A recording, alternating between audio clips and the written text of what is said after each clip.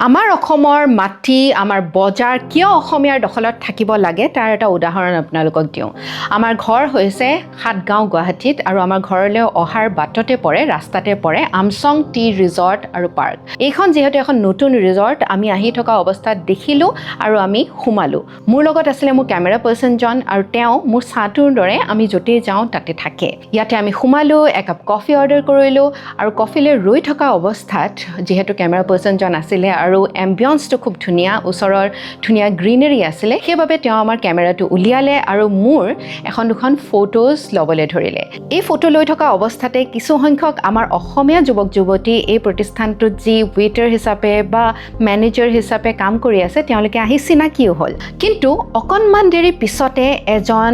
ডাঙৰ মেনেজাৰ আহি ওলাল মেনেজাৰজন হৈছে সুবীৰ কুমাৰ বানাৰ্জী নে সুধীৰ বানাৰ্জী আৰু তেওঁ বোলে জেনেৰেল মেনেজাৰ যি কলকাতাৰ পৰা আহিছে আৰু এই ফটো লৈ থকা দেখি তেওঁ মোক ফটোগ্ৰাফাৰজনৰ লগত বহুত বেছি দুৰ্ব্যৱহাৰ কৰে লগতে সেই কেইজন আমাৰ অসমীয়া যুৱক যুৱতী যি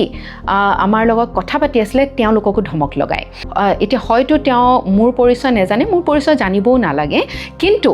হঠাতে আহি মোৰ কেমেৰা পাৰ্চনজনৰ লগত এনেধৰণৰ দুৰ্ব্যৱহাৰ কৰাটো সঁচাকৈ দুৰ্ভাগ্যজনক এইটো কাৰণ আমাৰ যদি এজন অসমীয়া যুৱকে সেই পজিশ্যনটো সেই লিডাৰশ্বিপ মেনেজমেণ্ট পজিশ্যনটোত থাকিলে হয় তেওঁ এজন অসমীয়াৰ লগত কেনেকৈ ব্যৱহাৰ কৰিব লাগে বা মানৱতাৰ খাতিৰত যিকোনো এজন ব্যক্তিৰ লগত কেনেধৰণৰ ব্যৱহাৰ কৰা উচিত সেই কথা জানিলে হয় কাৰণ অসমীয়া হিচাপে সেই ব্যৱহাৰ বা আমি কেনেকৈ আলহীৰ আলপৈচান ধৰিব লাগে সৰুৰে পৰা আমাক শিকোৱা হৈছে অতিথি দেৱ ভৱ এই কথাষাৰ আমাৰ অসমৰ কাৰণে আটাইতকৈ বেছি প্ৰযোজ্য মানুহৰ প্ৰতি সহনশীলতা দয়া মমতা সহানুভূতিশীল এইখিনি আমাক হয়তো সৰুৰে পৰা আমি মাতৃ গৰ্ভৰে পৰা শিকি আহিছোঁ কিন্তু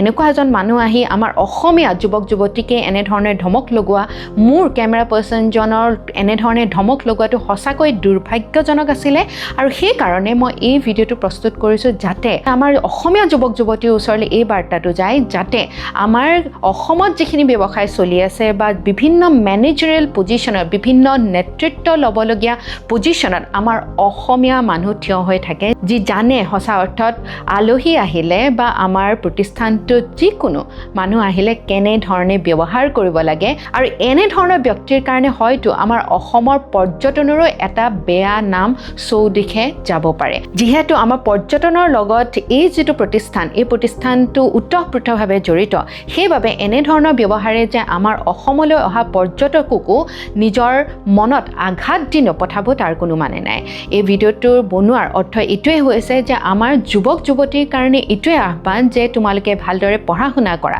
কাৰণ তোমালোকে আমাৰ অসমৰ ভৱিষ্যত তোমালোকে পঢ়া শুনা কৰিলেহে এনেধৰণৰ নেতৃত্ব ল'বলগীয়া পজিশ্যনত তোমালোকে থাকিবা আৰু অসমৰ যিটো সুনাম আছে আমাৰ যিটো কালচাৰ আমাৰ যিটো সভ্যতা সংস্কৃতি আমাৰ যিটো অতিথি পৰায়ণতা আছে সেইটো হয়তো তোমালোকে আগধৰি লৈ যাব পাৰিবা এই ক্ষেত্ৰত বাহিৰৰ পৰা অহা এনেধৰণৰ ব্যক্তিয়ে যি অসমীয়া ভাষাও ক'ব নাজানে হয়তো অসমীয়াৰ কথা অসমীয়াৰ মনোভাৱ কেতিয়াও বুজি পাব নোৱাৰে ধন্যবাদ